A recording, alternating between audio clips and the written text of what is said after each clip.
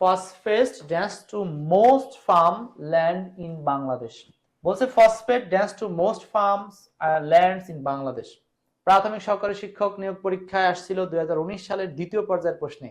তো phosphates needs to be adding, need to be added, need added, need to add, কোনটা answer করা উচিত হবে?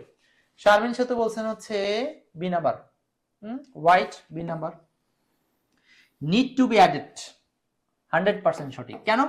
নিড টু এর পরে আপনি যদি বি দেন, নিঃসন্দেহে এটা প্যাসিভ মুডে বি এর পরে ভার্বের 3 নাম্বার রূপ লাগবে। একদম সহজ কথা, ঠিক আছে, একদম সহজ।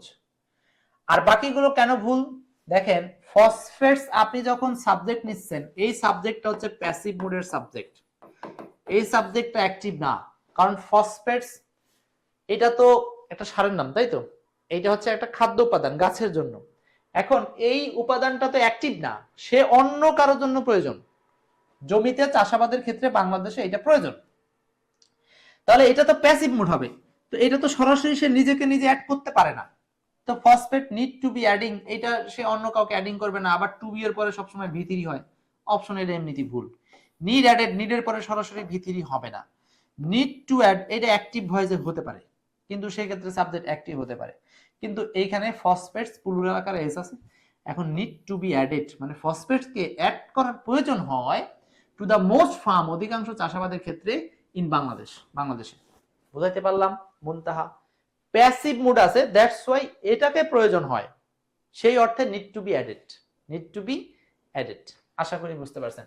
সো এই অধ্যায়টা কোন অধ্যায়? এই অধ্যায়টার নাম হলো অক্সিলারি ভার্ব। অক্সিলারি না বললে আমি সরাসরি মডালের ইউজেস বলি।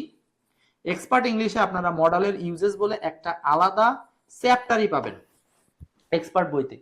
সো এক্সপার্ট বইতে মডালের যে আলাদা একটা চ্যাপ্টার আছে, সেই চ্যাপ্টারটা পড়ে ফেলবেন। নিডের ব্যবহারটা বেশি করে পড়বেন, শুডের ব্যবহারটা পড়বেন, মাস্টের ব্যবহারটা পড়বেন। এই 3টা ব্যবহার থেকে এবং উড রাদার, এই 4টা ব্যবহার থেকে প্রচুর প্রশ্ন আসছে। এই জন্য মডাল ভার্বের মডাল চ্যাপ্টারটা পড়ে ফেলবেন।